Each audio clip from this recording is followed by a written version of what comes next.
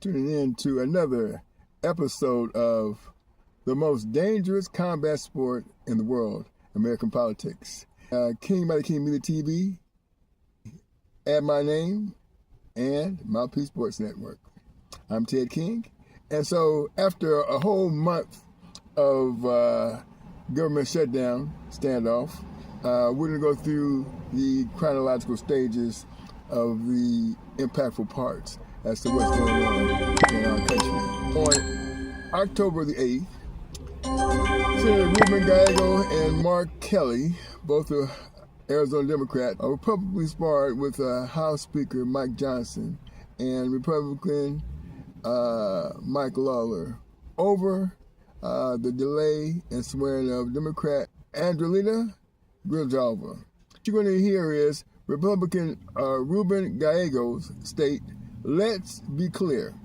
The reason Rep-elect Andrelita Grijalva is not here is because Mike Johnson wants to do two things.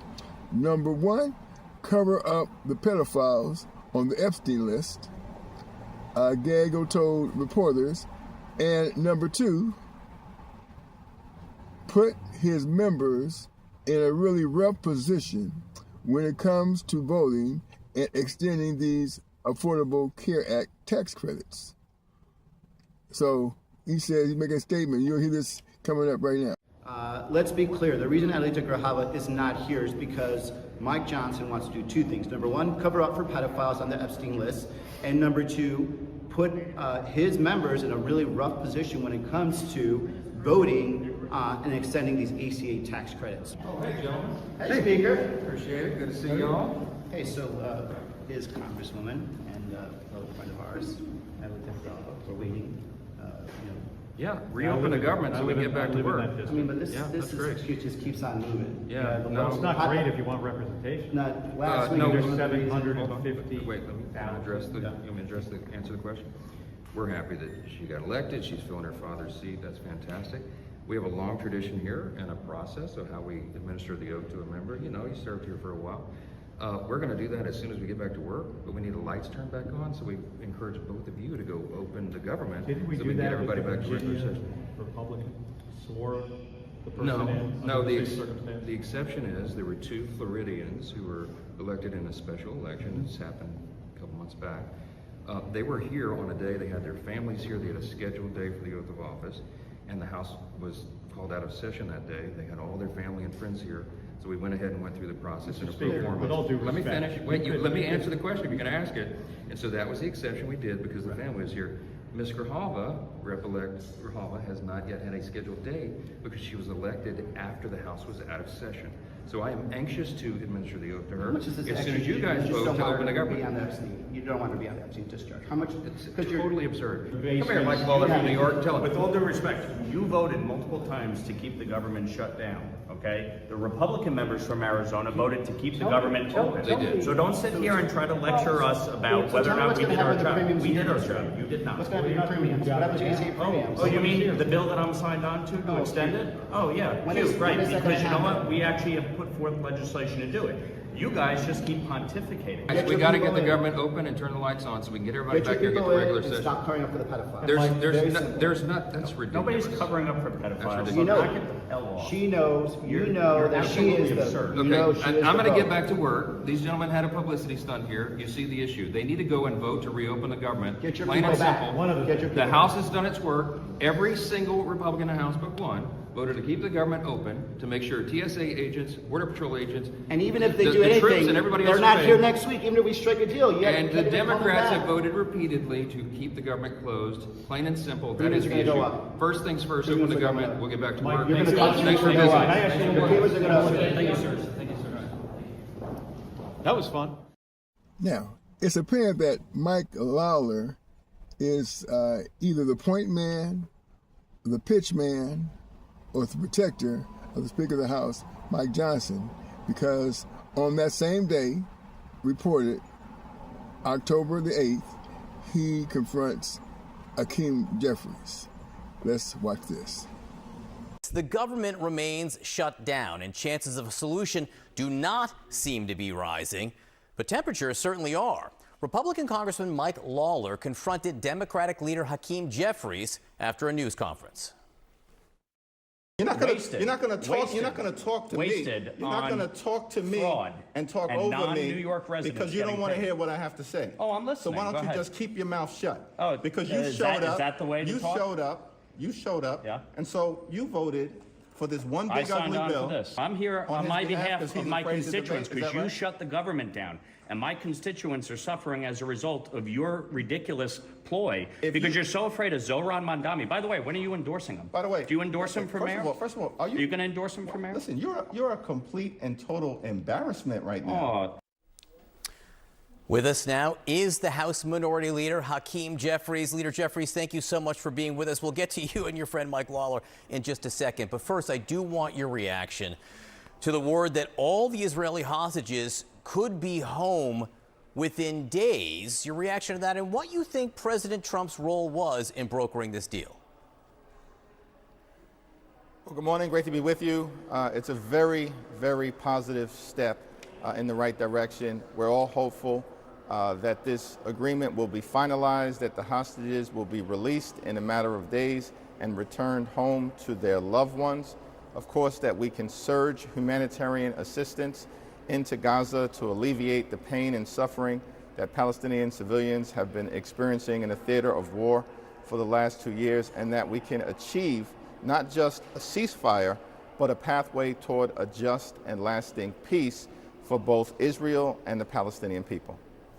So, Leader Jeffries, let me ask you about the status of the shutdown and that confrontation with New York Congressman Mike Lawler. Among the many things that were exchanged back and forth there, he was asking you about the possibility of a one-year extension on the expiring Obamacare subsidies. Specifically, what is your opposition to that? Well, MAGA Mike Lawler is an irrelevant individual. He doesn't even have the support of the House Republican leadership, who have refused to address the issue of extending the Affordable Care Act tax credits. The Democratic position has been clear. We will sit down with anyone, anytime, any place, one, to reopen the government, negotiate a bipartisan agreement that has to actually make life better for the American people, not hurt everyday Americans. And a meaningful part of that is to address the Republican health care crisis, which includes, but is not limited to, the largest cut to Medicaid in American history, the failure of Republicans to address the Affordable Care Act tax credits that are expiring, hospitals, nursing homes, and community-based health clinics closing all across America, including in rural parts of the country, because of the one big ugly bill. These are real issues affecting everyday Americans, working class Americans. And our view is that we need a meaningful response to addressing the Republican health care crisis, not simply a Band-Aid solution that Republican leadership in the House and the Senate don't even support right now. Take Lawler out of it, Congressman Lawler out of it for a second. I don't think you guys will be having a beer anytime soon. But are you suggesting that when it comes to Obamacare subsidies, you are for permanence or broke? If they're not made permanent, you won't change your position on the shutdown? No, what I'm suggesting is that we need to have a meaningful bipartisan discussion, that our position as articulated in the legislation that we've introduced is a permanent extension of the Affordable Care Act tax credits. But we're open to having a conversation in good faith to try to address this Republican health care crisis. It's ironic, however, that Republicans just a few months ago passed their one big ugly bill, which included permanent tax breaks for their billionaire donors, the wealthiest and the most well-off people in the United States of America. And so the question becomes, isn't it reasonable for working class Americans, for middle class Americans, for everyday Americans who are facing the possibility of dramatically increased premiums, copays, and deductibles? We're talking about thousands of dollars per year in additional health care costs. Isn't it reasonable for them to have a similar level of certainty in their lives? And that's what Democrats are fighting hard to achieve. One of the things that has not happened in Congress is the swearing in of Representative-elect Adelita Grijalva from Arizona. What do you think the holdup is there? Well, it's been weeks since Representative-elect Adelita Grijalva has been decisively elected. And so it's very strange to us that House Republicans continue to delay her swearing in. It could have happened last week. It could have happened this week. It's not been scheduled for next week. And it does appear to many of us that part of the issue is that she will clearly become the 218th signature on the discharge petition that will trigger an up or down vote on the release of the Epstein files. Because we know that House Republicans and Senate Republicans and the Trump administration have been hiding the Epstein files from the American people for months now, even over the wishes of the brave survivors who want full transparency so there can be full accountability. And that's what we support. I do want to go back to 1 second on the idea of the extension of Obamacare subsidies. You said the idea of a one-year extension is a non-starter. Punchbowl wrote up this morning in their morning note that they'd been talking to Leader Schumer over in the Senate, and he hadn't drawn similar red lines to you, saying that a one-year extension is a non-starter. And the quote from Punchbowl is, when we pointed out to Schumer that he hasn't drawn similar red lines, Schumer responded, "I don't negotiate in public." To what extent are you and Senator Schumer on the same page on this?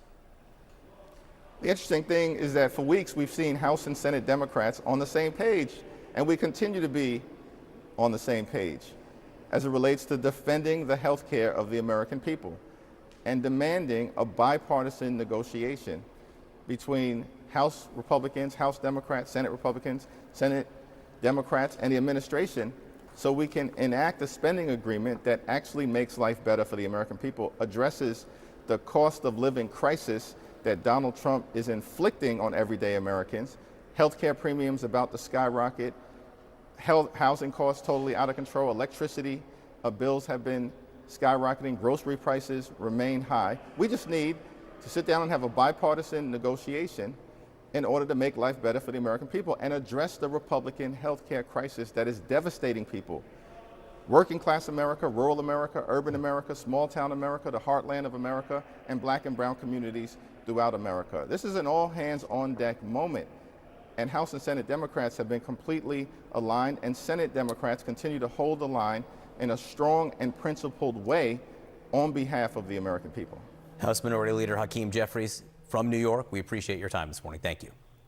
Well, tonight the government shutdown is in its fourth week, and it will continue after the Senate failed to advance a funding bill for the 13th time. The motion required 60 votes for approval and lacked support from most Democrats. The Democrats and Republicans are at odds over extending health care subsidies for the Affordable Care Act. We're learning more now about the ripple effects of the shutdown. Air traffic controllers missing their first paycheck today. Vice President J.D. Vance told reporters that he believes the administration can continue to pay the troops on Friday, but didn't elaborate on how. More than 24 states are now suing the Agriculture Department for the expected suspension of SNAP benefits that's expected this weekend. And while Georgia isn't one of those states filing a lawsuit over the loss of SNAP benefits, there are thousands of local families here looking for some kind of help.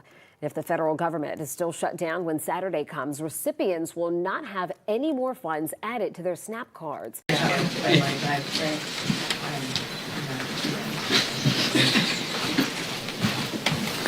Good afternoon, everybody. From the very beginning of this year, Donald Trump and Republicans have failed to deliver on their core promise to lower the high cost of living in the United States of America. In fact, what Donald Trump and Republicans said is that costs were going to go down on day one. But costs haven't gone down. They're going up. Inflation is going up. Under Republican policies, housing costs are going up. Child care costs are going up. Grocery costs are going up. Electricity prices are through the roof. And now, because of the Republican refusal to extend the Affordable Care Act tax credits, tens of millions of Americans are about to experience dramatically increased health care costs. In some cases, their health insurance premiums will increase by $1,000 or $2,000 per year. That is unacceptable. It will be unaffordable for working, class Americans, middle class Americans, and everyday Americans to be able to go see a doctor when they need one. And so House Democrats and Senate Democrats have been fighting hard to address the Republican health care crisis and to lower the high cost of living for everyday Americans in the United States of America. Because the reality is, America is too expensive. And far too many people are struggling to live paycheck to paycheck. They can't thrive, they can barely survive. And that's why Democrats have been waging this fight. And we'll continue to wage this fight. No matter what comes over to us from the United States Senate to the House of Representatives at some point this week. Our position as House Democrats has been crystal clear. We will sit down with any Republicans, anytime, any place, anywhere, in order to find a bipartisan path forward, but we're not down with their my way or the highway approach to governance. That's failed the American people. It's been a disaster for the American people, and the American people know it. Which is why last Tuesday, Republicans all across the country got wiped out. One of the most decisive off-year elections ever in modern American history. And so as House Democrats, we know we're on the right side of this fight, the right side of the American people. And we're not going to support a partisan Republican spending bill that continues to gut the health care of the American people. And we're going to continue the fight to extend the Affordable Care Act tax credits. And if it doesn't happen this week, next week, this month, next month, then it's the fault of Donald Trump, House and Senate Republicans, who continue to make life more expensive for the American people. Questions? Mr. Leader, some Democrats in your own caucus are suggesting Schumer is ineffective as Senate Democratic leader and should be replaced. You, of course, are critical of this deal. Do you view him as effective, and should he keep the job? Yes and yes. Here, Jeffries. Do you trust, in this deal, there is language for President Trump and the Trump administration to reverse some of the firings that happened during the shutdown. Do you trust that the Trump administration and the president is going to sign off on that and reverse the people who have been fired? We'll have to evaluate the legislative language, and we'll have a caucus meeting later on this afternoon, and we'll get a presentation from Rosa DeLauro, the top Democrat on the Appropriations Committee. The overwhelming majority of Senate Democrats, led by Leader Schumer, are opposing this bill in the Senate. And they'll articulate, there are a variety of different reasons that the bill is being opposed strongly by Democrats in the Senate, the overwhelming majority of them. And there'll be a variety of different reasons that we articulate in the House. Now, certainly we're going to continue to stand by our hardworking federal employees. By the way, Donald Trump and Republicans, this toxic administration, they fired more than 100,000 federal employees prior to the shutdown that they started beginning. So, of course, there's reason to be deeply skeptical of the administration and their motives as it relates to the hardworking federal civil servants and the federal workforce. And we will continue to be deeply skeptical of their intentions. They spent the whole year implementing the toxic parts, the most toxic parts of Project 2025, after lying to the American people last year, saying they didn't know anything about Project 2025. And part of that has been going after the federal workforce. So we'll see what the language looks like, but it doesn't change the core problem here, which is we need to decisively address the Republican health care crisis. on behalf of working class Americans, everyday Americans, and middle class Americans. Thanks. Third row. So Dr. Oz said that millions. Who? Dr. Oz. There are millions of phantom enrollees under the ACA. Is that being looked at as it possibly makes it so that people that are on the ACA are paying more, because inflating the numbers? That's like the most random way to start a question on a serious topic. Nobody who's serious in this country takes Dr. Oz seriously. No one. And I mean, it's shocking that the guy even was confirmed. But this is part of the reality of Republicans here in the House and over in the Senate. They're nothing more than a rubber stamp for Donald Trump's cruelty and extreme agenda. Are the phantom enrollees being addressed, though? I have no idea what Dr. Oz is talking about, and neither do the American people. Now, with respect to the Affordable Care Act, here's what I do know. That Republicans have tried to repeal the Affordable Care Act more than 70 different times in the last 15 years. They don't operate in good faith when it comes to the health care of the American people. And of course, as Democrats have repeatedly indicated, we're open to sitting down and having a bipartisan conversation about how to fix our broken health care system overall. But I'm not going to respond to any comments from randos like Dr. Oz, who is woefully unqualified to be in whatever position he holds in the administration. He's a joke. These people are jokes. But the issue of the health care of the American people is very serious. And that's what we'll continue to focus on. Back row. Do you see in the Senate bill the extension of SNAP benefits rather than the possibility of a January cliff for them? Do you see that as a victory, or is that something that also raises questions? Here's what I understand about the SNAP situation. Republicans this year, on July 3rd, subsequently signed into law by the current president, enacted the largest cut to Medicaid in American history, ripping away health insurance from at least 14 million Americans, and at the same period of time, cut $186 billion from SNAP. Republicans did that this year. They literally ripped food from the mouths of hungry children, seniors, and veterans so they could reward their billionaire donors with massive tax breaks that they made permanent. That's what Republicans did. They've launched an all-out assault on SNAP. They've weaponized hunger and starvation here in America, taken SNAP benefits away from more than 1 million veterans rather than honoring them tomorrow, which is what should be taking place in the United States of America. Republicans have done that. And so these people can't be trusted on the cost of living issue. These Republican extremists, they can't be trusted on the health care issue. And they certainly cannot be trusted on the SNAP issue.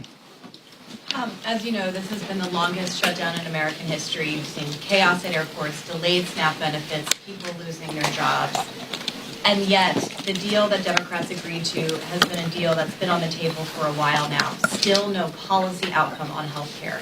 So what did the American people gain from the past 41 days? Our fight in the House of Representatives will continue to address the Republican health care crisis. We'll continue that fight today, tomorrow, this week, this month, next month, this year, next year. We're going to continue that fight to fix our broken health care system and lower the high cost of living for the American people. And the American people know that we're on the right side of this fight. It's part of the reason why you saw decisive Democratic victories last Tuesday and crushing Republican losses all across America. In Virginia, in New Jersey, in New York, in Pennsylvania, in California, in Mississippi, in Georgia, across the country, up and down the ballot. Because Republican policies have failed the American people. And as Democrats, we're going to continue to fight to make their life better. Thanks. throughout the shutdown, you referred to your Senate colleagues as courageous for rejecting the 14 previous attempts to reopen the government without an extension to the affordable tax care credits. Those 8 Senate Democrats who voted to start the process of reopening the government, do you still include them in that characterization of courageous Democrats who have kept the fight going throughout this shutdown? Well, I don't have much to say about those individuals, and they're going to have to explain themselves to their constituents and to the American people.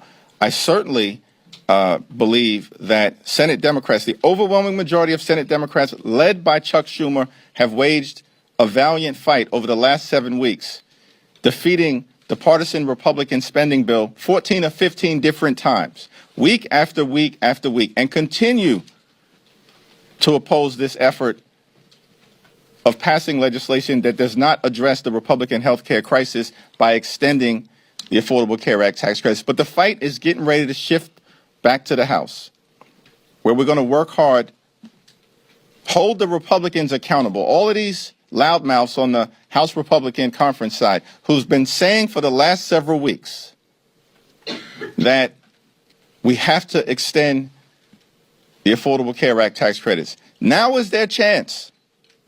This week, they have to come back from their 7-week prolonged taxpayer-funded Republican vacation. They can no longer hide. They can no longer hide. Mike Johnson apparently still hiding, refused to even answer a single question today. That's extraordinary. But they're not going to be able to hide this week when they return from their vacation. Thanks. Speaking of the House, Speaker Johnson has not committed to holding a vote on subsidies, even though the Senate agreement would have them do so.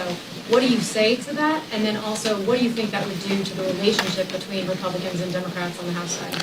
Well, the failure of Republicans to address the health care crisis that they've created in the House and in the Senate is no surprise, because House and Senate Republicans multiple times this year have been given an opportunity to vote to extend the Affordable Care Act tax credits, and multiple times this year already, in the context of the debate around their one big ugly bill, they voted against, unanimously voted against, extending the Affordable Care Act tax credits.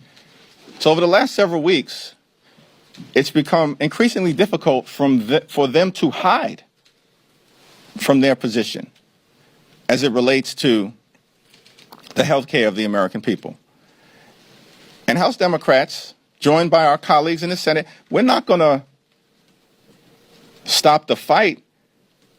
We're going to continue to lean into the fight over the next few days and beyond until we actually get an outcome that makes life better for working class Americans. Thank you, Mr. Leader. There's already extensive backlash coming from the Democratic base over feeling shortchanged by Senate Democrats who have secured this deal without touching on health care. What do you think that this backlash could mean for the party going into the midterms next year, and also for the voters who just handed Democrats a decisive victory? Do you think that this will make them feel also shortchanged, disenfranchised, demoralized? Do you think that this will lead to a switch up? House Democrats are going to take back control of the House of Representatives next year. I've said it before, and if I said it, I meant it. Now, with respect to the senators on the other side of the Capitol, they're going to have to explain themselves. But the overwhelming majority of Senate Democrats continue to remain in the arena fighting to fix our broken health care system and address the Republican health care crisis.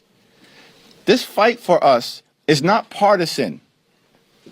It's not a partisan fight. It's a patriotic fight. We're waging this fight on behalf of the American people. The 5 states that are most impacted by a failure to extend the Affordable Care Act tax credits are West Virginia, Wyoming, Alaska, Mississippi, and Tennessee. 45% of the people of the Americans who are going to lose health care or be at risk of losing health care if they don't, on the other side of the aisle, extend the Affordable Care Act tax credits. 45% of them are registered Republicans. 35% registered Democrats, and 20% unaffiliated or independent. This is not a partisan fight for us. It's a patriotic fight. You know, one of the people that I met early on during this Trump Republican shutdown, came to Capitol Hill, was a 29-year-old named Mariah Plant. She's from rural Wyoming County in West Virginia. Her older brother is nonverbal, autistic, and requires 24-hour care. And Mariah is able to provide that care to her older brother lovingly and affectionately because of Medicaid that Republicans have now cut by the largest amount in American history. Her hospital in rural West Virginia is at risk of closing because of Republican policies in their one big ugly bill. And at the same time, this 29-year-old loving caregiver for her older brother gets her health care from the Affordable Care Act. And it's affordable because of the tax credits that Republicans now want to rip away from her. And so I'm fighting for people like Mariah Plant. Very different than the people that I represent in Brooklyn, New York. But she's an American, just like I represent hundreds of thousands of Americans. And that's what House Democrats are doing. We're fighting for the American people. Thank you, Leader Jeffries. Have you spoken to your Democratic colleagues in the Senate who voted to reopen the government? And if so, what do you make of the argument that Republicans would not discuss health care during the shutdown, so they said there's no choice but to vote yes? I have not spoken to them. Thanks. Different topic, Mr. Leader, if you don't mind. President Trump announcing widespread pardons for the group of people that were involved in providing alternate electors, as they called it, for the 2020 election. And he also has allegedly received a commutation request from Ghislaine Maxwell. Just wondering about your thoughts about the way the president has handled his pardon power, especially given how critical he was of President Biden. Well, Donald Trump, in terms of the exercise of his pardon power and commutations, is completely and totally out of control. Like, he can find the time to pardon a serial fraudster like George Santos, but can't find any time to sit down with Democrats on Capitol Hill who represent half the country in order to address the health care crisis that Republicans have created. That's devastating people in urban America, rural America, working class America, small town America, the heartland of America, and black and brown communities throughout America. And so what we're seeing with these toxic pardons and commutations coming from Donald Trump is more of the same. And look, the American people know these extremists on the Republican side have gone too far. And the crazy part about it is that they went too far on day one of Donald Trump's presidency. And it's been downhill ever since. On day one of Donald Trump's presidency, this guy pardons hundreds of violent felons who brutally beat police officers, 140 of whom were seriously injured. Life-threatening injuries in many cases. And then unleash these people on communities all across the country in ways that put those communities at risk. And what we've seen from Donald Trump since day one, since those toxic pardons of those violent individuals, is more of the same. From a person who promised to lower costs on day one, but doesn't give a damn about the American people. And what has taken place over the last 41 days is that the American people have seen Democrats fight for them, fight to make life better for them, fight to drive down the high cost of living for everyday Americans, and fix our broken healthcare system in the face of this overwhelming Republican assault on the healthcare of everyday Americans. And Republicans continue to stand up for the wealthy, the well-off, and the well-connected. Thank you, Leader. Whether fair or unfair, Leader Schumer is taking a lot of heat from members of your own party. Why do you think he is the right leader for this moment, and why do you think he should stay leader of Senate Democrats? Yeah, as I've indicated, listen, Leader Schumer and Senate Democrats over the last 7 weeks have waged a valiant fight on behalf of the American people.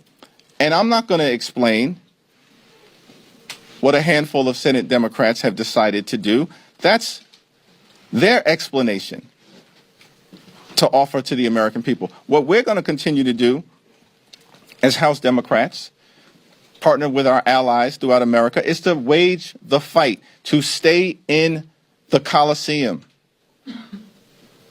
to win victories in the arena on behalf of the American people, notwithstanding whatever disappointments may arise. That's the reality of life. That's certainly the reality of this place. But we're in this fight for all the right reasons, because the extremism that has been unleashed on the American people is completely and totally out of control. Life hasn't gotten better for everyday Americans under Donald Trump and compliant Republicans. It's gotten worse. And the American people know it. And we've got to continue to stay in this fight until we end this national nightmare. And that's our commitment to the American people. We're in this fight until we end this national nightmare and can get back to a place where we continue America's long, necessary, and majestic march toward a more perfect union. Thank you.